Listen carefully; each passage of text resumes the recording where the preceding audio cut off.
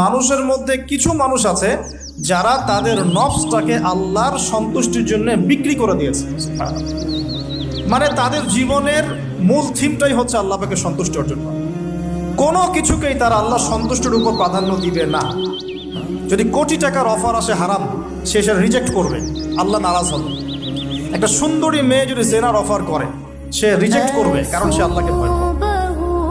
সে আল্লাহ পাকের জমিনের উপরে গায়রুল্লাহ বা কুফফারদের তাগুতদের কোনো লস ইমপ্লিমেন্ট করতে পারবে না, কারণ সে আল্লাহকে ভয় করে। সে ইকোনমিক লাইফে হালাল হারামের পরোয়া করে চলবে, কারণ সে আল্লাহকে ভয় করে। সে তার পরিবারে পর্দা এস্টাবলিশ করবে, বিকজ সে আল্লাহকে ভয় করে। মানে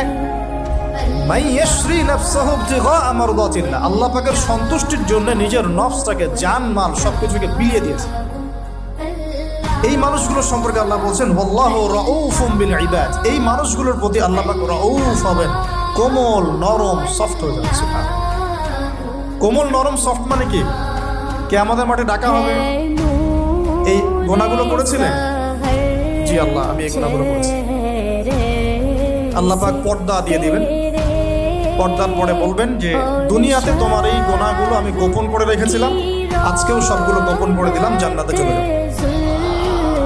আল্লাহু রাউফুম বিল ইবাদ। আল্লাহ পাক তার বান্দার প্রতি রাউফ, কোমল হবে। দুনিয়াতে রাউফ কেমন? যে কোনো বিপদ আপদ বালা মুসিবতে সেই ব্যক্তি হাঁটু করে আল্লাহর কাছে চাবে, আল্লাহ আমার এই সমস্যা, আল্লাহ আমার এই সমস্যা, আল্লাহ আমার এই সমস্যা।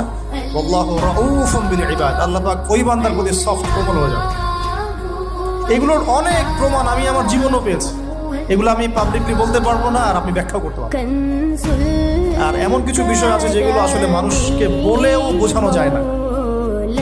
বড় বড় স্কলারদের কিতাব এখন যখন পড়ি, তারা বলেন কি বলবো, তোমরা তো বুঝবেই না। মানে এমন একটা লেভেলে মানুষ চলে যায় যে ওই লেভেলের কথা সবাইকে বোঝানো যায় না। কিভাবে বলবো, কিভাবে ব্যাখ্যা করবো, কোন আবেগ নিয়ে আসবো, কোন শব্দ নিয়ে আসবো, আমি আপনাকে বোঝাতে পারবো না। এরকম একটা অবস্থান থাকে। একজন সাহাবীর নাম বলি আলী ইবনে আবি তালিব রাদিয়াল্লাহু আনহু। আপনি তার পুরো জীবনী পড়লে তাকে খুব সফট পাবেন, নিজেকে গোপনকারী পাবেন, খুব বেশি উচ্ছ্বাস প্রকাশকারী পাবলিক ফিগার। হ্যাঁ, এই যে আমরা শো অফ, নিজেকে জাহির করা, আপনি পাবেন না তাকে। এবং তিনি শেষ জীবনে কি বলেছেন জানেন? শেষ জীবনে বলেছেন যে জ্ঞান আমি নবী সাল্লাল্লাহু আলাইহি ওয়াসাল্লামের কাছ থেকে পেয়েছি, সেগুলোকে সুষ্ঠুভাবে বন্টন করার মতো কাউকে পেলাম না জীবনে।